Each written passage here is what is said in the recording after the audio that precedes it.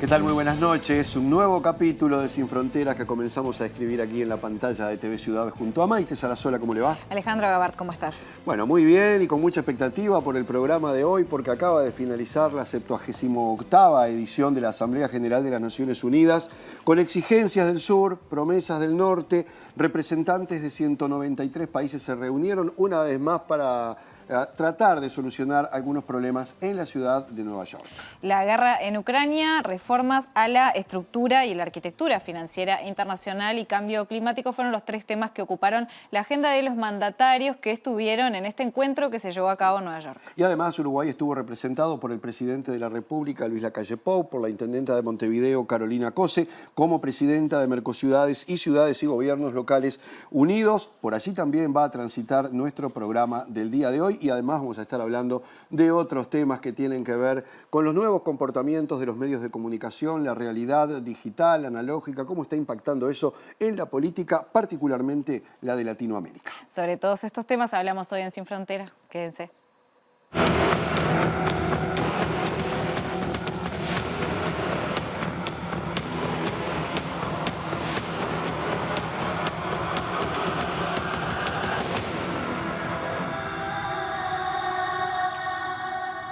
Otro encuentro internacional y otro análisis de Álvaro Padrón. Álvaro, buenas noches, ¿cómo estás? ¿Qué tal? ¿Cómo les va? Muy bien. Muy bien, Álvaro. Bueno, después de una sucesión de cumbres que incluso analizamos aquí en Sin Fronteras, G20, BRICS, G7, G77 más China, Unión Europea, donde particularmente además se habló mucho de las Naciones Unidas, ahora tuvimos la Asamblea General con expectativas que generaba justamente porque después de todas estas cumbres, allí tenían que verse todos juntos, ¿no? No había prácticamente forma de evitarlo, más allá de que faltó algún líder.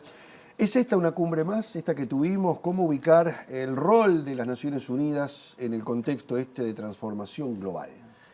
Y no debería ser una cumbre más porque, como decís, es la cumbre del organismo que nos representa a todas y a todos, ¿no? Es, de alguna manera, el ámbito más representativo, no voy a decir más democrático, porque eso, por supuesto, que está en discusión, pero sí el más amplio, 193 países. No es el grupo de nadie, ni de un número, ni de una región, sino, se supone, es la Asamblea Mundial de los 193 países que integran este planeta, ¿no? Y creada en el 45 esta asamblea, al final de la guerra, de la Segunda Guerra Mundial, con la ecuación de poder que en ese momento se registró. Por eso digo que no es democrático en el sentido de que hay 5 países.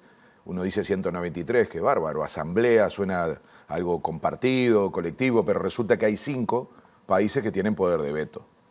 Y ahí se explica la ecuación por la cual fue creada y los ganadores y cómo se repartieron ese resultado de la Segunda Guerra Mundial. Estados Unidos, China, Francia, Reino Unido y Rusia.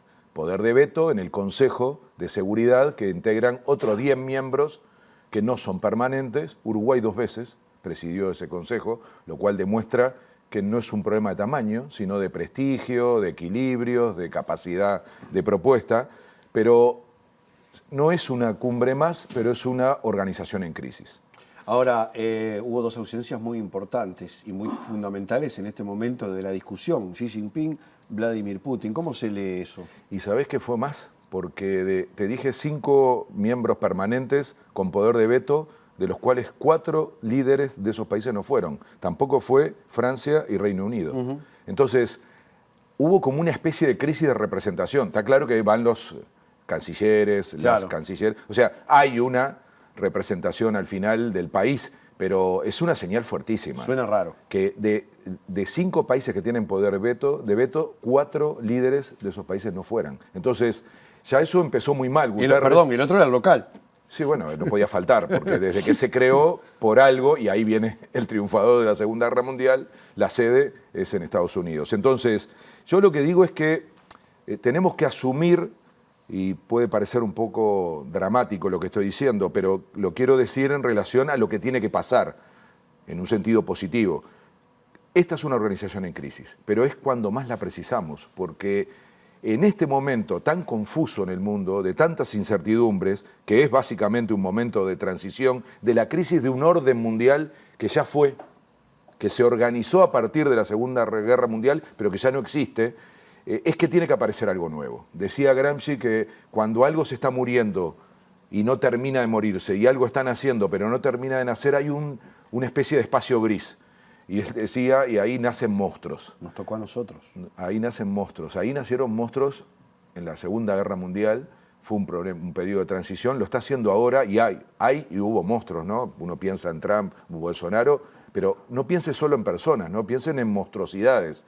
La crisis climática, la guerra como tal, ni que hablar, los problemas de migración y las muertes detrás de ello, la desigualdad.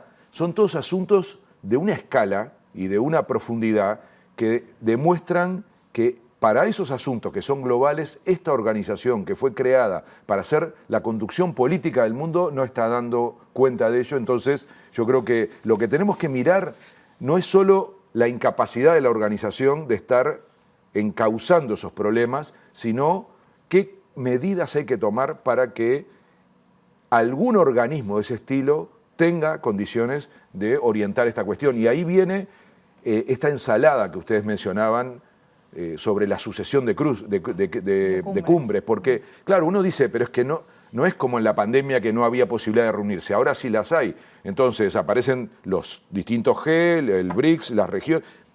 Eso significa un puzzle que de alguna manera está anticipando lo que va a venir. ¿Te parece que en ese sentido, Álvaro, en vez de que exista una reformulación de la ONU per se, en realidad sería algo nuevo que venga a ocupar ese lugar a través de estos otros mecanismos y estas otras cumbres, por ejemplo? Tiendo a pensar más eso, que es muy viejo el debate de que hay que reformular la ONU. Sí, la ¿no? ONU, el tema del Consejo de Seguridad se viene criticando hace muchísimo tiempo y también por eso esa crisis de representatividad. Exacto. ¿No? Hay algo que no está permitiendo adaptar esa organización a la velocidad con la que cambian las cosas, y yo creo que va a ser más pragmático pensar que esa sucesión de nuevos espacios den lugar a algo nuevo.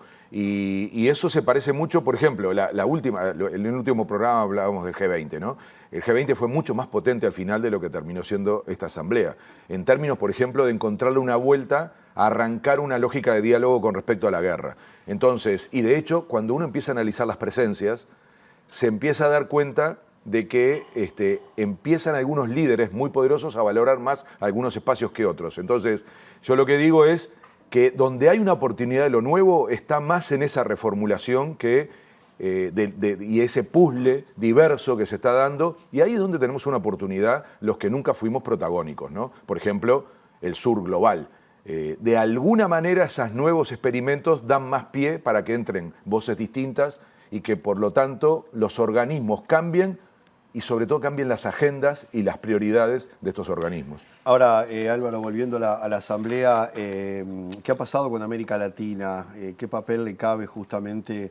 ¿Hemos perdido peso y relevancia como región? ¿O esta ausencia de líderes también le ha dado un poco más de, no digo lucimiento, pero más destaque a personalidades como Lula, como Petro, que tuvieron discursos muy, por lo menos comentados, ¿no? Sí, yo ahí te diría que esto que estábamos hablando recién, de la crisis de la representación y sobre todo de la eficacia del organismo, lo que hace es dar pie a que los cambios habiliten voces que hasta ahora eran menores. Lo que pasa con América Latina no es un problema de la ONU, es un problema propio de América Latina que no ha sabido encontrar en la unidad la capacidad de tener una voz más fuerte. Ese es el problema de la fragmentación, de la desintegración y sobre todo un ciclo conservador que hizo que América Latina prácticamente no tuviera capacidad de opinar sobre nada en el planeta y sobre todo con la salida de Brasil de la política internacional, terminamos siendo intrascendentes. Y eso yo diría que está teniendo un punto de inflexión. Hasta hace un tiempo podíamos tener la expectativa, ahora empieza a ser muy claro que volvió a estar América Latina en el radar internacional. Lo empezó a hacer a través del puzzle de estas cumbres, de estas reuniones que yo mencionaba antes, lo fue también ahora, en parte por la ausencia de algunos liderazgos, pero sobre todo por los temas. ¿Qué pasó ahí con los temas? Porque cuando mencionabas lo de los monstruos, por ejemplo, hablabas de cambio climático, hablabas de guerra, dos temas que estuvieron, ¿no?, sobre el tapete de este encuentro. Sí, es que para eso es la reunión, ¿no?, para tratar asuntos de escala global. La ONU nace al final de una guerra y por lo tanto su principal preocupación era la paz. Entonces, uno podría decir que el peor desastre para una organización así es que estemos en guerra.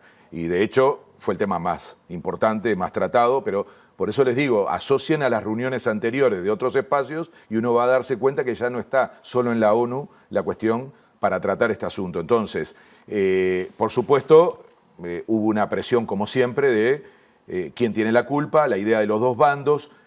Volvimos un poco para atrás del G20, que ya había dicho, bueno, esta es una guerra que no se gana militarmente, hay que instalar hablar. la lógica del diálogo y demás.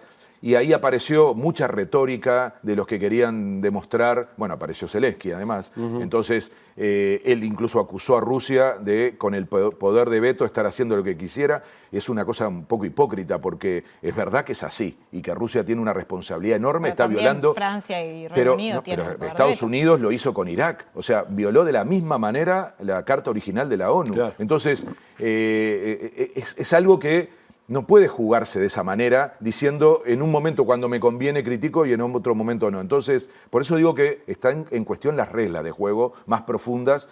Y yo creo que eso da paso a la segunda cuestión que fue central, que ahora es un desastre mayor que la guerra. Y eso demuestra lo atrasada que es la ONU. Porque es verdad que la guerra es un tema central y hay que resolverlo, pero este planeta está en riesgo.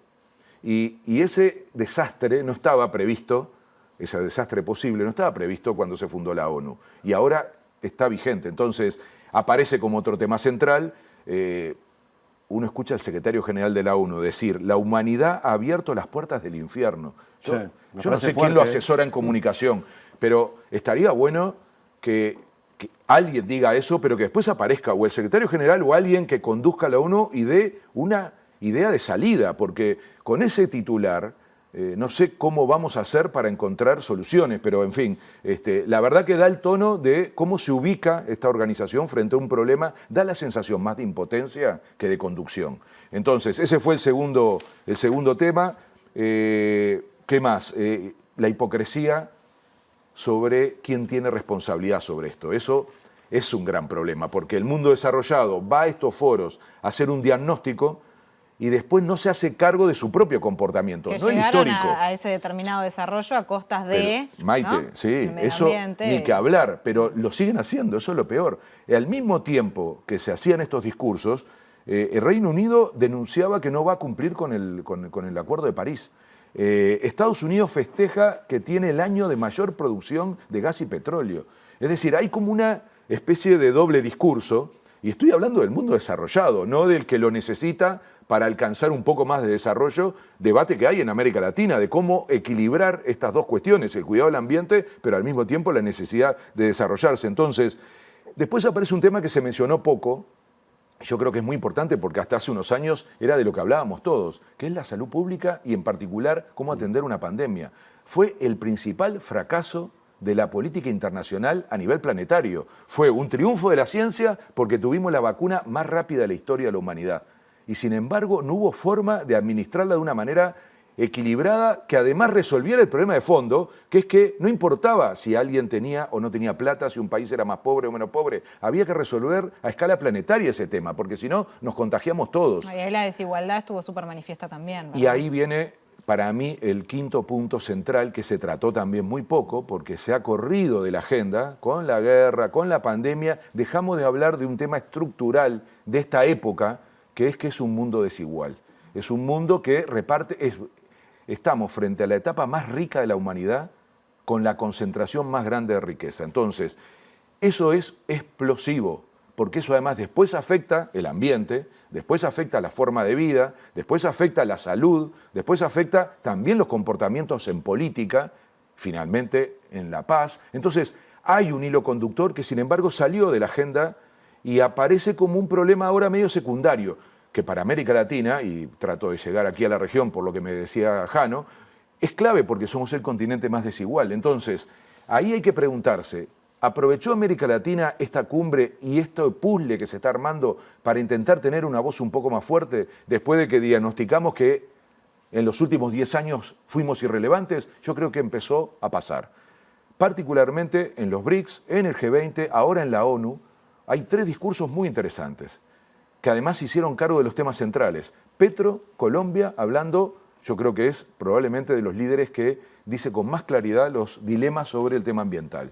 y además luego plantea una política pública propia, o sea, y la plantea no solo nacionalmente, sino, por ejemplo, en la cumbre amazónica que se hizo aquí en la región. Entonces, hay ahí coherencia con el discurso. Lula, hablando de la desigualdad, es el líder que llevó ese tema a esta conferencia. Y lo dice por su país, lo dice por su región y lo dice para el conjunto del planeta.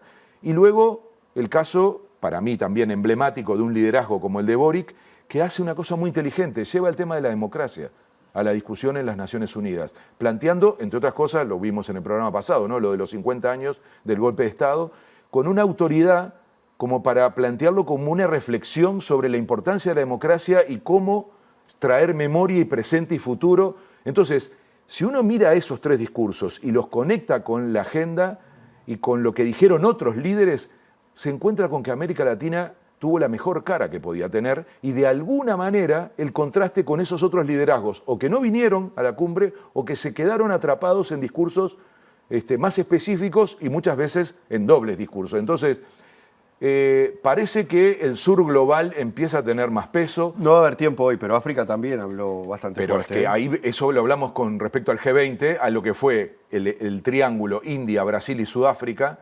Y ahí viene un tema que hemos insistido mucho, evitar la bipolaridad.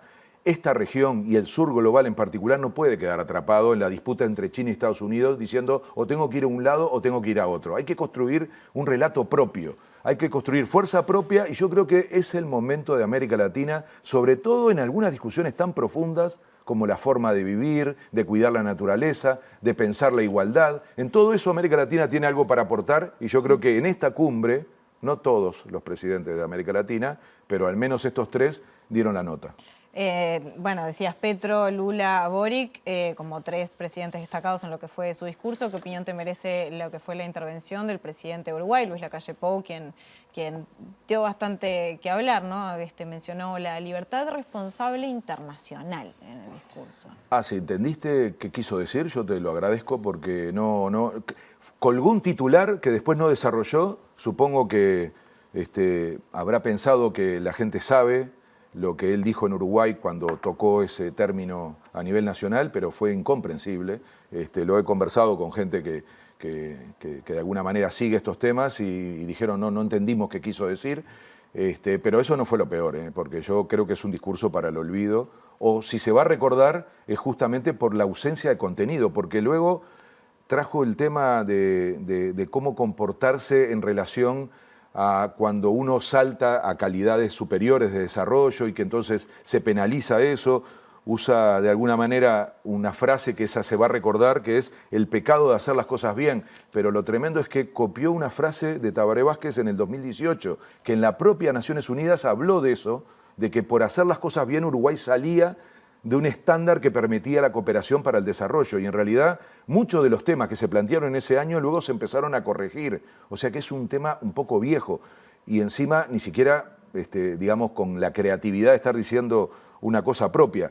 Pero lo que más me impresionó, y yo creo que esto es un tema preocupante, es cómo se dedicó una parte, prácticamente la mitad del discurso, a hablar de los éxitos de la política nacional. Como un discurso más para Uruguay que para... Yo lo voy a decir como decimos en los barrios, ¿no? Habló para la tribuna. Es decir, pero no la tribuna que estaba ahí, que era la tribuna internacional, que uno esperaba que escuchara a un país poniéndose a la estatura de los problemas globales. No, empezó a hablar para el barrio. Para diciendo, la galera. Como si estuviéramos en campaña electoral, que yo creo que es un modo que parece no solo se instaló a nivel nacional, sino en algo tan importante y tan histórico. No estoy hablando de un solo gobierno, estoy hablando de toda la historia democrática desde la recuperación y para atrás de la dictadura también, que es un Uruguay capaz de ser un sujeto internacional más allá de su tamaño. Bueno, se perdió una gran oportunidad. Vamos a ver qué pasa, porque vieron lo que la noticia desapareció, el discurso como noticia, incluso en Uruguay.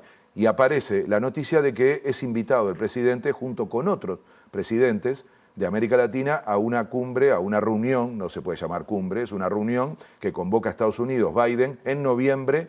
Una cosa muy rara, Alianza para la Prosperidad Económica de las Américas. Salió de la cumbre de las Américas, que fue fallida, la cumbre del 2022, y es un invento rarísimo que además elige a algunos países, nadie entiende muy bien por qué. Cuando vean los países llama la atención porque si uno no. En todo caso, es muy raro que acepten los países ir a una reunión dejando a otros de la región por fuera. Dicen que la división es una de las recetas, ¿no? Divide y triunfarás. Capaz que esa es la idea de la intervención de Estados Unidos en este momento para la región. Ojalá Uruguay no se preste para eso. Álvaro Padrón, seguiremos el tema entonces, como siempre, muchísimas gracias. Gracias. Hacemos una pausa y nos metemos de lleno en otros temas que tienen que ver también con la Asamblea de la ONU aquí en Sin Fronteras. Ya venimos.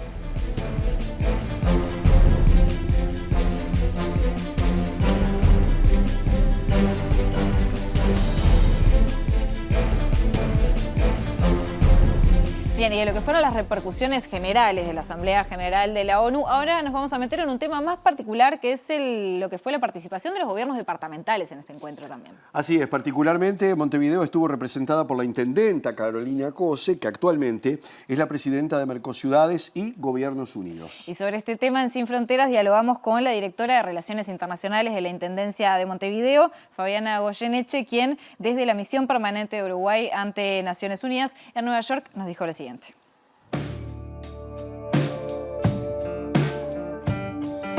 Es una instancia muy importante, no solamente para Montevideo, sino para todo el sistema multilateral de gobiernos locales y regionales.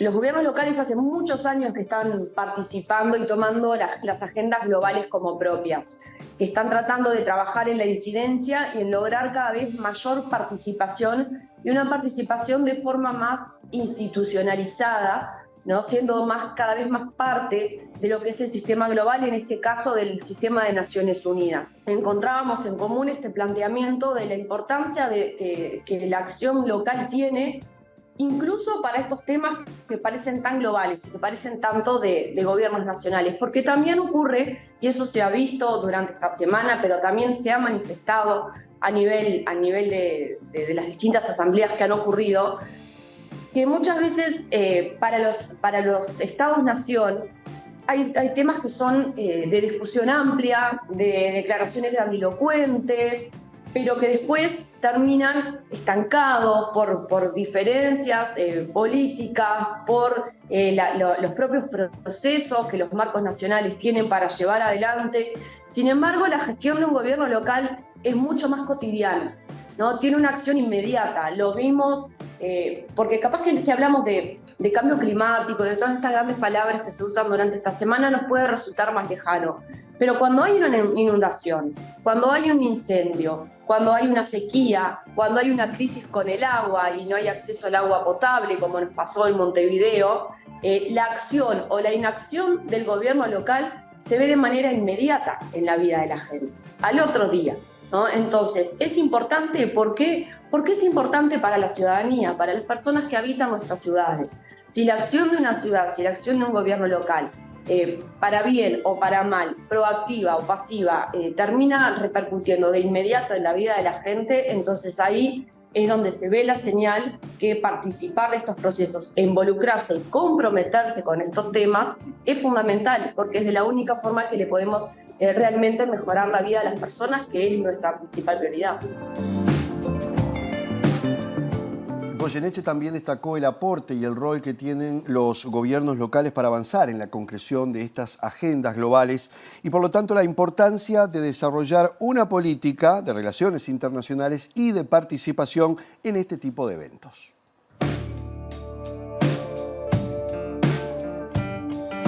Montevideo en este momento tiene un rol protagónico por estar presidiendo ciudades y gobiernos locales unidos, pero también es cierto que el trabajo de esta red viene desde hace muchos años, ¿no? Años atrás podía haber participado en algún evento concreto. Hoy en día hay un lugar, hay una silla para las ciudades y los gobiernos locales cuando ocurren las asambleas, no solamente durante esta semana, la asamblea de ONU Hábitat, la semana del clima, todos aquellos eventos donde se tratan los grandes temas globales, tienen en cuenta, tienen la participación de los gobiernos locales. Montevideo ha participado de muchos de ellos. El gran diferencial es que estamos en un momento en el que el sistema multilateral está muy cuestionado, ¿verdad? Estamos viviendo múltiples crisis propias de la época. Hablábamos del cambio climático, hablamos de la necesidad de una nueva forma de desarrollo, por así decirlo, cuando hablamos de los objetivos de desarrollo sostenible. También se están viviendo guerras, Y bueno, y en muchas declaraciones que hemos escuchado durante esta semana eso se ve, y eso a veces lleva a un cuestionamiento, ¿no? De dónde está el sistema de Naciones Unidas, de para qué está sirviendo, de cómo funciona.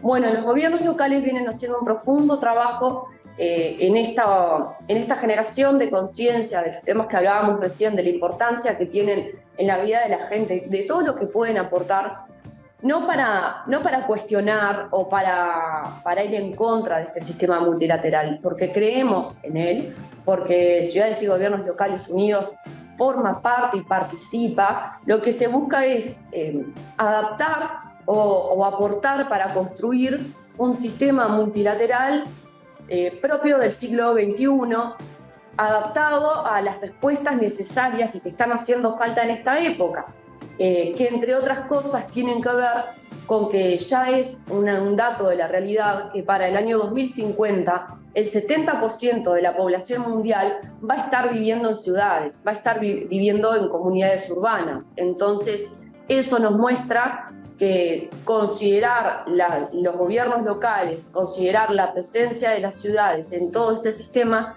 enriquece estos procesos, enriquece estas discusiones y sobre todo puede traer resultados mucho más concretos e inmediatos. Estamos en un tiempo en el que hablamos de muchas problemáticas que necesitan respuestas muy precisas, buenas, pero además rápidas. Y en eso los gobiernos locales tienen mucho para aportar. Bien, y finalmente la directora de Relaciones Internacionales y Cooperación habló también sobre lo que es el rol de Montevideo presidiendo Mercociudades en lo que refiere a la integración regional. La vemos.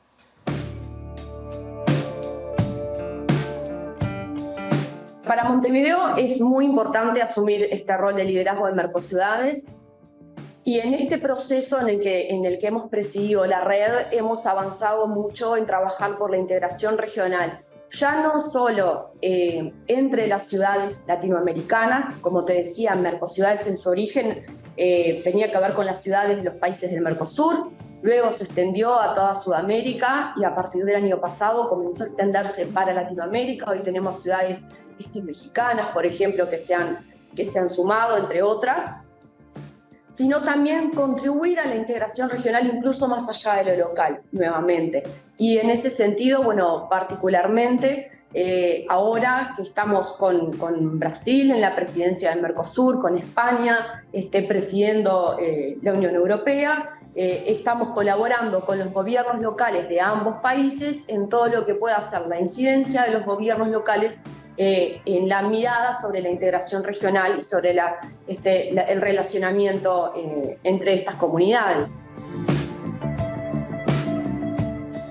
Y precisamente sobre el desarrollo de las políticas de integración y las relaciones internacionales de los gobiernos locales, consultamos al coordinador de la Secretaría Técnica Permanente de Mercociudades, Jorge Rodríguez.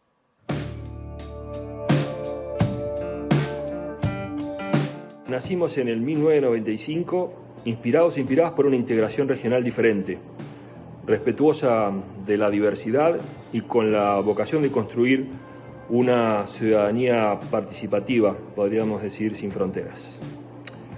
27 años después, somos una red de las más importantes de gobiernos locales de América del Sur y un referente destacado en los procesos de integración regional. Hoy en día, yo diría que distamos mucho de nuestra conformación original de 12 ciudades, pasando justamente a contar en la actualidad con 375 ciudades miembros de 10 países del continente. ¿Sí? Estamos hablando de Argentina, Brasil, Paraguay, Uruguay, Venezuela, Chile, Bolivia, Ecuador, Perú y Colombia, en donde habitan más de 120 millones de personas. Mercociudades es una red que genera asistencia técnica, cooperación, capacitaciones, intercambio de experiencias para sus miembros, para mejorar sus políticas públicas locales, para dar mejores respuestas a la ciudadanía. En resumen, para mejorar la vida de los habitantes. Es decir, que pone el foco, el centro de sus preocupaciones a la ciudadanía. Pero al mismo tiempo somos la voz local en la región y la de la región en el mundo. Es decir, construimos posición en forma participativa. Los gobiernos locales en consulta con la sociedad civil y la academia para después tener un consenso, para aprobar este mensaje que vamos a transmitir al mundo. Lo hacemos reclamando espacio para los gobiernos locales en la escena global, en la escena de decisión, pero también aportando nuestras fortalezas y experiencias. Hoy es un consenso a nivel mundial que sin la participación de los gobiernos locales no se alcanzarán los objetivos de desarrollo sostenible. Los objetivos de desarrollo sostenible son el mayor acuerdo alcanzado por la comunidad internacional para avanzar en un desarrollo sostenible en nuestra humanidad, en el planeta. Es la primera vez que se incorpora un objetivo de desarrollo que tiene directa vinculación con los gobiernos locales, como es el objetivo 11, lograr que las ciudades y los asentamientos humanos sean inclusivos, seguros, resilientes y sostenibles. Al mismo tiempo que estamos trabajando técnicamente en esta semana en Foz de Iguazú, en articulación con otros actores, también estamos llevando el mensaje a Nueva York, a la cumbre de líderes locales, en el marco de la reunión de Naciones Unidas, donde participó la presidenta de Mercociudades, intendenta de Montevideo, ingeniera Carolina Cose, con un mensaje político que representa la voz de los gobiernos locales de la región. Esta forma de actuar es una seña de identidad de Mercociudades. Hacer incidencia política, llevando un mensaje consensuado con los actores del territorio, gobiernos locales, sociedad civil, academia, construido en forma previa y en forma participativa. Es como trabaja Mercociudades, es su seña de identidad. Hoy estamos en el proceso de construcción del posicionamiento de la opinión que vamos a llevar como gobiernos locales a la COP28 a fin de año. Y teniendo como el gran objetivo de llegar un mensaje fuerte y contundente también a la COP30, que será muy cerca en nuestra región, en Brasil, en el año 2025. Así que estamos trabajando técnicamente por construir mejores soluciones y al mismo tiempo llevando nuestro mensaje político, nuestro posicionamiento, nuestros reclamos, nuestra voz de los gobiernos locales desde América Latina a los espacios de decisión globales. Bien, y sobre lo que son las posiciones del Consejo de Mercociudades, Rodríguez detalló las posturas que van a llevar las ciudades y también los gobiernos locales a lo que va a ser la próxima reunión y cumbre de jefes y jefas de Estado del Mercosur.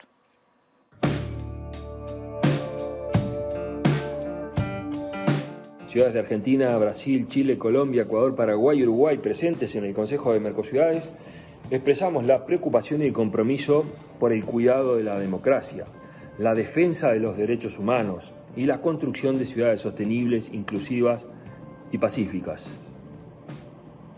Este mensaje es el que vamos a llevar a los presidentes del Mercosur, pero también demandamos un Mercosur que dé voz y poder de decisión a las ciudades, a los gobiernos locales. Decíamos en esa declaración con una amplia participación social y una nueva gobernanza multiactor y multinivel de la integración regional. Estamos convencidos que tenemos que trabajar por una región democrática, inclusiva y que efectivamente vele por los problemas de la gente, porque vele justamente por los problemas de la ciudadanía. El documento expuso con mucha insistencia la defensa de la democracia, la defensa de la paz, la defensa de justamente ciudades de convivencia, una región integrada de convivencia. Como se ve nuevamente en Mercociudades, se reúne y acuerda un mensaje hacia los países del Mercosur, pero a la vez envía mensajes a las negociaciones que se están llevando adelante y que no han tenido en cuenta a los gobiernos locales. Otra seña de identidad de esta red local que promueve integración, que promueve desarrollo, que promueve incidencia de los gobernantes electos, los gobernantes locales, electos por la ciudadanía, para que sean la voz, para que construyan convivencia y obviamente construyan integración regional a la cual se afilia Mercociudades desde hace muchos años y trabaja por ello.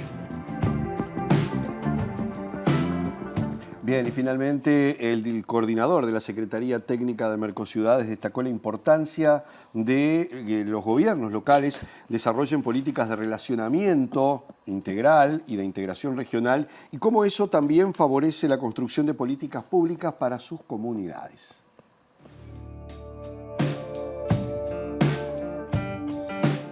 Hoy vemos que aquellos gobiernos locales que desarrollan relaciones internacionales tienen mejores políticas públicas para resolver problemas en sus territorios, porque acceden a mejores prácticas ya desarrolladas en otros territorios, que adaptadas a sus realidades requieren menos tiempos de implementación y soluciones más eficientes, en tanto se cometen menos errores.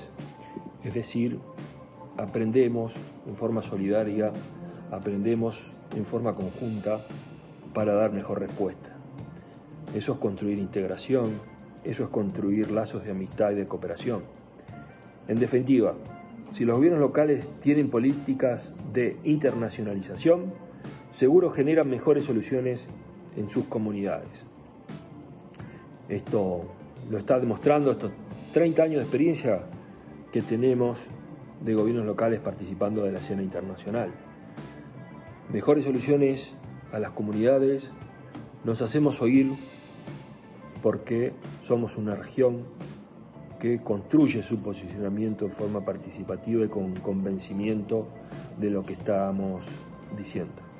Así que yo creo que hay una infinidad de razones para afirmar o para justificar que los gobiernos locales hoy es una necesidad hacer relaciones internacionales para mejor gobernar los territorios, para dar mejores soluciones a la ciudadanía, a sus problemas y obviamente construir integración regional.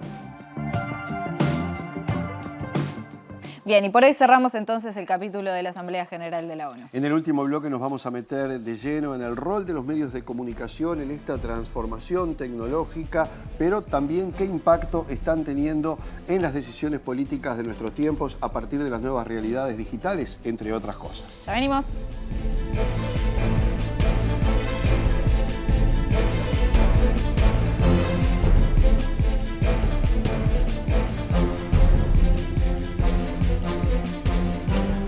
Entramos entonces en el tercer y último bloque de Sin Fronteras y en este programa hemos hablado ya varias veces sobre el rol que tienen los medios de comunicación, tanto tradicionales como los nuevos, los digitales, en lo que es la formación de opinión de las personas y cómo eso influye después también a nivel de las decisiones políticas que toma la ciudadanía. Precisamente y para analizar la situación de los medios de comunicación y el comportamiento de las audiencias, vamos a recibir aquí en Sin Fronteras a un experto en el tema, el periodista y doctor en Ciencias Humanas y Sociales colombiano Omar Rincón. Omar, bienvenido. Buenas noches, ¿cómo están todos? Bien, y gracias por acompañarnos. De nuevo en TV Todas Ciudad. ahora, aquí toca todo inclusive. Acá en TV Ciudad no sos un recién llegado, ya tenés una larga trayectoria de vínculos con el canal. Sí, siempre pendientes de TV Ciudad y su proyecto de intentar hacer televisión urbana, que fue de los primeros canales en América Latina que intentó hacer televisión en esta cosa que llamamos ciudad. Y creo que de ahí se han hecho proyectos interesantes y que siguen siendo referencia para América Latina. Omar, metiéndonos en tema, recientemente usted publicó un artículo que hablaba sobre el comportamiento, ¿no?, de las audiencias en los medios de comunicación y también las preferencias que hoy en día tiene la población a la hora de informarse y también cómo eso ha cambiado. ¿Cuáles son las tendencias y los cambios que más destacarías en todo esto? Pues la primera es que la gran transformación es que las audiencias hoy son los programadores. O sea, este programa no lo pueden estar viéndolo en directo ahora que salga, o lo pueden ver después en YouTube, lo pueden ver cuando quieran, lo pueden reproducir la parte que les gusta. Yo creo que eso es un cambio radical que antes no teníamos. Hasta hace 10 años, 15 años, a uno le tocaba aguantarse lo que venía a la hora que venía. Entonces, por ejemplo, eso cambia totalmente el comportamiento. Hoy se ve más televisión que en televisión, en el celular, en lo digital. O sea, que no sabemos bien cómo se comporta. Frente a televisión, por ejemplo, el estudio de Reuters dice que el 70% de la población del mundo no quiere ver más noticias de televisión. 70%, o sea, nos queda el 30% nada más. Y los motivos me gustan, los motivos son, uno, porque ese mundo que presentan las noticias de televisión es un mundo catastrófico, nefasto, terrible. Mucho, si uno ve esos noticieros se baja del mundo y dice, sí, como Mafalda, me bajo del mundo, chao, no voy más. Y dice la gente, pero el mundo no es tan así, o sea, el mundo en la vida cotidiana no es tan así. Entonces creo que estamos equivocados en informar que el mundo es una gran tragedia. Y el segundo motivo, que salen muchos políticos, que todo el tiempo es un político diciendo una cosa, otra cosa. Entonces yo creo que los noticieros deberían cambiar en función de eso. Y la tercera es lo que tú dijiste al final, que es el concepto de información cambió. Nosotros seguimos insistiendo en policiales, en políticos, en unos datos raros que a la gente no le interesa en su vida cotidiana, y la gente está más preocupada de la salud, de la nutrición, del medio ambiente, de los feminismos, de las agendas de los niños. O sea, hay otra agenda que importa a la gente. Y nosotros seguimos insistiendo que la agenda es esta. Entonces, de alguna forma, creo que tenemos que comenzar a pensar en que, por ejemplo, voy a decir un ejemplo que lo digo por una joven, estaban discutiendo el problema de Bad Bunny y la Kendall, porque ahora es pareja, entonces que cómo así que Bad Bunny nos traiciona, eso es apropiación cultural, unas discusiones de política internacional, apropiación cultural, latinoamericanismo, pasa mucho más que las discusiones casi que se hacen en otra parte, pero eso no se habla, es como las noticias de farándula, pero no se trata en serio que hay un tema para pensar sociedad. Entonces creo que nos implica mirar otras agendas y de otros lugares para pensar la sociedad. Y además de cómo ha cambiado esto, ¿no? De qué es la información o qué nos interesa, cómo ha cambiado la confianza que tienen las personas también en lo que es la información. No, claro, eso sí se perdió, porque yo creo que, yo digo molestando que cada uno vivimos nuestra propia fake news, o sea, todos vivimos en una fake news, o sea, el que diga que no vive en una fake news, uno consume lo que pasa. Y ahí el problema básico no es que yo crea mi fake news, el problema básico es que eso lo decide el algoritmo. Entonces yo consumo lo que el algoritmo me diga, entonces yo vivo feliz. Donde el algoritmo va a ratificar lo que más o menos sí, supone y que me tú va ya llevando pensás. por consumos que me parecen a mí que, ay, yo tan inteligente, todo lo que me dan está como de acuerdo. Entonces si hacen una prueba y un día dice soy de izquierda, le comienza a llegar todo de izquierda, el otro día dice soy de derecha. Yo dice, pero tan raro, esto me va llevando por la misma nube y creo que los públicos viven felices en sus contenidos. Si estás en TikTok, tú vives feliz con tus contenidos. TikTok ya no es una red digital de personas, sino que es una plataforma de contenidos. A ti te gustan los animales de color verde y comienzan a salirte colores verdes por todos lados. Entonces, de alguna forma, el papel de nosotros, periodistas y eso, de mediadores está desapareciendo. El que media ahora es el algoritmo. Entonces, salimos a sobrar los papás, los profesores, los periodistas, los políticos, y el consumo es directo. Entonces, casi que por eso hoy en día hay que hablarle directamente, casi buscando el algoritmo. Hay una nueva profesión que es, en un canal como TV Ciudad, de contratar a alguien para que ponga las palabras, el SEO de Google, para que su oficio es poner palabras claves para que Google lo ponga en primer lugar. O sea, estamos mal. Omar, más allá de lo distópico de este mundo, que seguramente no no es tan distópico, digo, por eso tenemos que informar otras cosas. Pero ha cambiado muchísimo en poco tiempo y en forma vertiginosa la forma de comunicar, y eso creo que a todos nos ha trastocado, digamos, los paradigmas precisamente.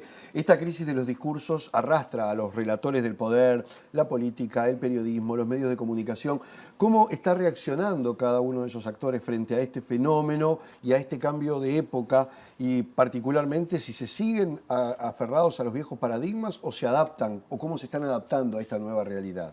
Pues yo he creado como un mapa de opinión pública que no está basado en ningún estudio, no es científico, es totalmente invento, y es que hay 3 esferas públicas. Está Jurassic Park, o sea, donde viven los dinosaurios, que viven en Facebook y WhatsApp felices en su fake news. Ellos viven felices y ellas viven felices, generalmente gente mayor de 40 años, que les encanta creer lo que creen y odiar al resto del mundo y poner como una telenovela en vivo y en directo en Facebook y en WhatsApp. Y es la mayor cantidad del mundo y es donde se ganan elecciones. Por ejemplo, en política, si uno quiere decidir ahí. Están los zombies, los hijos de The Walking Dead, que viven en TikTok, en Instagram, en YouTube, en Twitch, que viven felices, son rebeldes, les encantan las causas sociales, liberemos a un animalito y por eso se hacen matar, y que podrían votar, pero no, la política les parece aburridísimo, pero son muy políticos porque están en el feminismo, derechos humanos, y esos podrían decidir el futuro del mundo porque son los jóvenes, pero no encuentran, no tienen memoria, no encuentran como que aparece un Bukele, un Milei, y se ponen, oiga, pero este está como diciendo cosas que me parecen. Y eso. Y está el Club de la Pelea, que es los que viven en Twitter y en los medios de comunicación, que son periodistas y políticos que viven peleando y creen que el mundo vive ahí, y que creen que todo pasa por ahí.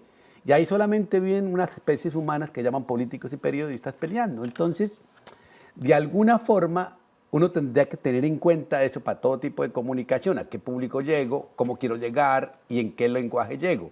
Si llego a los zombies, tengo que proponer estilos de vida. Si estoy en el Club de la Pelea, tengo que pelear. Yo no puedo entrar a Twitter oh, soy lindo, soy nueva era, no.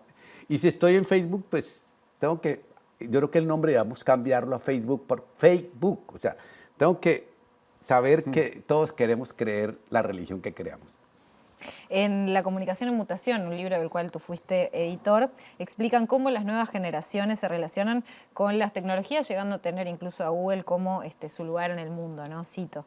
¿Qué implica todo esto? ¿Y qué riesgos puede traer también, ¿no? Para estas nuevas, no sé, formas de vivir el mundo y la información y cómo afecta a la democracia al final también? Sí, yo creo que lo interesante de mirar ahí es que el mundo cambió. Ya, el tuyo no, porque tú eres joven, pero el de mío, a mí me tocó máquina de escribir, eso era análogo, imagínense esa cosa. La gente que nace ya con un celular, pues el mundo es eso, navegan, son genios en eso, y creo que ellos han desarrollado unas maneras de vivir el mundo distintas a las nuestras, y creo que lo que hay es una coalición de culturas. Creo que la cultura nuestra y la cultura de ellos está chocando y no estamos tratando de dialogar. Entonces lo que digo es que hay que proponer un diálogo intercultural entre Jurassic Park y The Walking Dead, que nos juntemos y respetemos que son culturas distintas y que, miren, yo lo que veo los jóvenes, por el lado positivísimo, son geniales. O sea, a nivel de creación en otras escrituras, no en escribir paper como era antiguamente, sino por ejemplo en hacer collage, en hacer videos, en hacer imágenes, en crear música, musicalmente. O sea, hay unas nuevas vitalidades de escrituras. Son bastante, digamos, débiles en pensamiento crítico, que es el propio de la modernidad, y ahí de pronto Jurassic Park puede aportar alguna cosa para ese tipo de cosas. Son mucho más honestos en el sentido de apostar por causas. Tienen mucha más fragilidad del mundo físico, o sea, las investigaciones demuestran que les encantan las relaciones virtuales porque generan menos frustración que las interacciones reales. O sea, si a uno le dicen que no en un chat no es tan grave como si se lo dicen face to face, o sea, les cuesta mucho ese tipo de interacción física.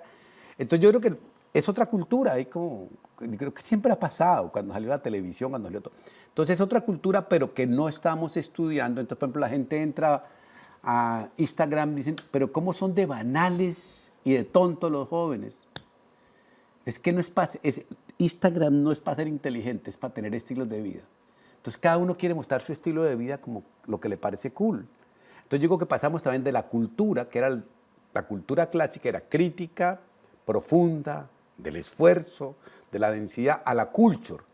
A la cultura lo cool, que es fluida, interactiva, festiva, conectiva, y que es otra manera de pensar. Entonces nos toca asumir que es otra cultura y que tenemos que vivir en esa cultura. Ahora, esta guerra de los mundos, como decía Orson Welles, ¿cómo impacta en la política y particularmente cómo está influyendo en los procesos electorales latinoamericanos, por ejemplo? Yo creo que hay fórmulas, pero creo que las tres fórmulas principales es que sin el candidato es el eslogan, o sea, la personificación de la política es alucinante. O sea, tú puedes tener el mejor programa del mundo, las mejores ideas, pero no tiene una persona que la encarne, haga la performance, No hay, es tanto que uno habla ya no habla de partidos ni ideas, ese tipo de cosas. Uno habla de Milei, Bukele y cada uno, Chávez, Uribe, habla de nombres. Creo que es una de las que está pasando ahí. La segunda es que se ha creado una brecha muy heavy metal entre las élites cosmopolitan, que somos ustedes, los tres, somos como eso, que estamos preocupados por el fin del mundo, por los feminismos, por los derechos humanos, por toda una cantidad de cosas que estamos de acuerdo, y el pueblo popular que está preocupado por llegar a fin de mes. Entonces, ahí hay una ruptura, y ¿quién le habla a ese pueblo y responda al que quiere vivir a fin de mes? Creo que funciona. Y la tercera, digamos, que tiene que tener en cuenta la política es que la gente quiere más alegría colectiva y más fiesta, y nosotros lo que ofrecemos es un mundo distópico, como arrancamos diciendo. Quieren que les digan, oiga, todo va a estar bien, esto va a ser bonito, alguna utopía breve, pero casi todo el mundo, nosotros los adultos la pasamos diciendo, todo es no, ya se acabó el mundo, se acabó el mundo. Entonces ese mundo distópico no genera política, la política es voy a decir una frase que es tonta, pero la política está para generar esperanzas, si no, no está para nada de ese tipo de cosas. Quien no genera esperanzas, tú hablabas de la palabra confianza, la política está para generar confianza, ¿ve? Y yo creo que nos ha olvidado que la política está para generar fiesta también, o sea, y termino con esto, en una encuesta en Colombia le preguntaron a una persona cómo distribuye a fin de mes su salario mínimo, el que gana lo mínimo. Dijo, lo primero que aparto es lo de la fiesta, después con el resto hago el resto. Creo que es sano, o sea, vivimos para también tener un poquitico de alegrías y creo que eso nos lo están matando. Omar, pero precisamente ahí puede estar la razón de algunos fenómenos electorales de los últimos años, caso Trump, Bolsonaro, tú nombrabas a Bukele, el propio Milei ahora en Argentina. ¿Ahí está un poco el nudo de la cosa? Sí, Martín Caparrós escribe una cosa que a mí me encanta y es que Bukele, por ejemplo, o Milei, es el problema y el síntoma a la vez. Si en democracia, siguiendo las leyes que todos creemos, no solucionamos los problemas, la gente va a estar dispuesta a enviarlo todo a donde sea el carajo.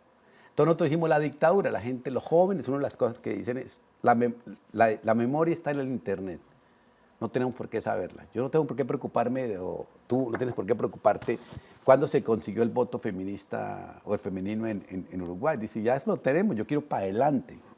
Y creo que tenemos que dar imágenes para adelante. Que fue el primer país de Latinoamérica, sí, dicho sea de paso. Sí, el primero, por eso, el otro día me enteré de eso, es el primero. Y uno ve eso y dice, claro, es que estos tipos tratan de responderle a eso. Si lo que dicen es una cosa, decía una cosa un asesor político becasino en Colombia, que esta gente nueva, políticos como Bukele o Milei, se toman el sentido común en serio. Y el sentido común es que estamos hasta aquí hartos, en el caso de Centroamérica, con las maras, y con tal de que quite ese problema, puede hacer lo que quiera conmigo, con el país, con todo tipo de cosas. En Argentina, pues esta cosa que cada 4 años es una crisis del dólar ya.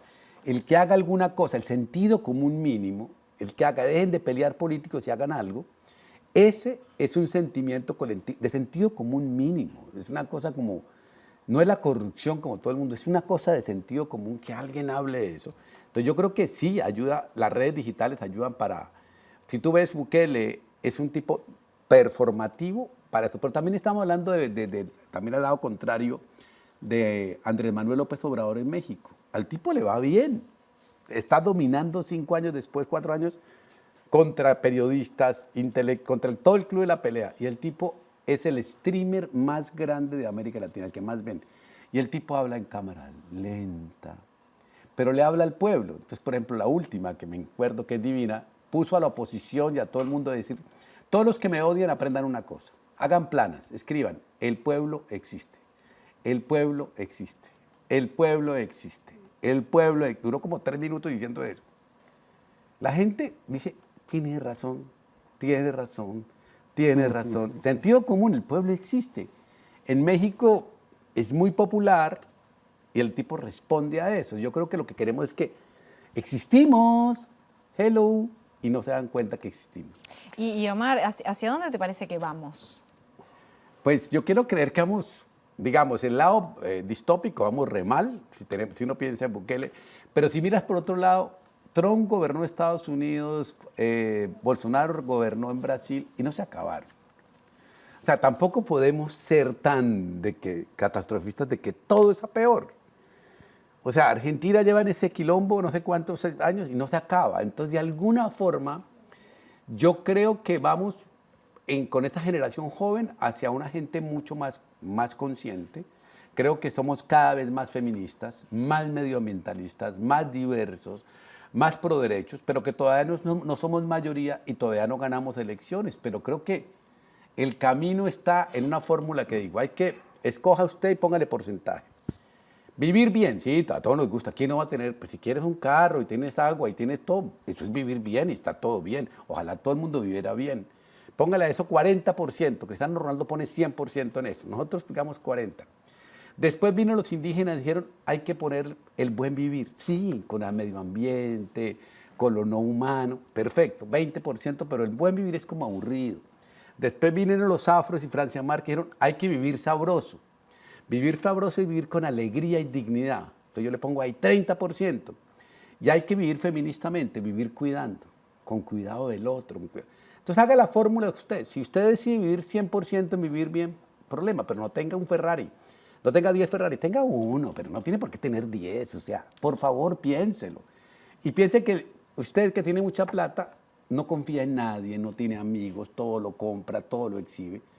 Ay, los pobres hay veces somos más felices, vivimos sabrosos porque tenemos comida para todos, la pasamos de fiesta, somos colectivos. Entonces hay que comenzar a apreciar otras maneras de vivir. Por ejemplo, yo digo que pobre en Colombia es rico en Colombia es el que sabe bailar, pobre es el que no sabe bailar. Yo no sé bailar, en una bailanta soy re pobre.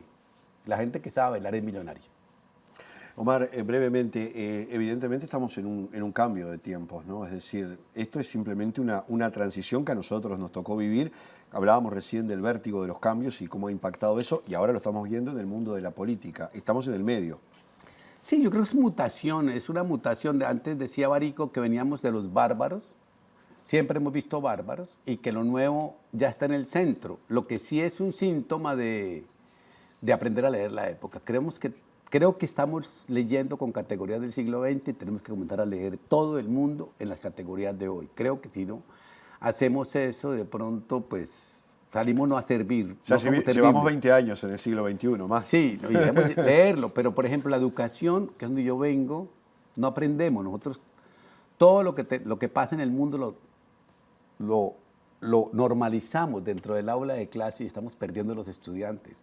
Yo no pude convencer a mi hija de estudiar en la universidad, siendo profesor de universidad. Ella me decía, demuéstreme que eso vale la pena. Y le hice todos los argumentos, la llevé a clase. Y me dijo, no. ¿Y qué eligió hacer? Twitcher al comienzo, y el primer año hizo $25,000, entonces yo me quedé callado, y ahora le dije, pero te vas a aburrir, ya se aburrió, ahora quiere ser actriz. Y yo le decía, pero bueno, hazte actriz, pero sea feliz, ¿me entiendes? Ya uno ya cambió los estándares. Si ella es feliz, y además me dice, es que Omarito, yo voy a la universidad y, ¿verdad? ¿Le parece que con esos profesores vale la pena estudiar? Y yo, no puedo asegurarte. Otro debate. No puedo asegurarte, y tú me aseguras que vas a salir a ganar algo decentemente, y yo no te puedo asegurar.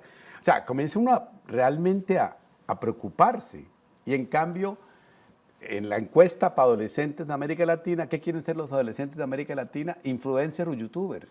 Porque hay la idea de que un youtuber es millonario, otra vez, el vivir bien, no importa lo que haga, pero de 1 millón, uno sale. O sea, no se enteran que hay 999, no sé, millones que no lo logran.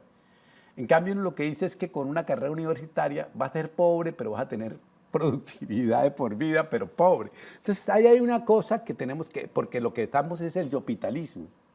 Hoy queremos un capitalismo para yo. Yo no quiero nada colectivo, y eso sí está grave. O sea, creo que lo que nos toca es como volver a promover la fiesta de lo colectivo. Muy bien, Omar Rincón, creo que dejaste varias preguntas para interesantes debates. Sí, desde el mundo light todavía se puede pensar el mundo, y creo que esa es la invitación, que el mundo leve, la culture es un lugar para pensar el mundo. Omar Rincón, muchísimas gracias por compartir estos minutos con nosotros. Muchas gracias. Y nosotros nos vamos a la sola. Nos vamos, nos volvemos a encontrar el próximo domingo a las 20 horas aquí por la pantalla de TV Ciudad. Gracias por acompañarnos como siempre, que descansen. Chao. Chao.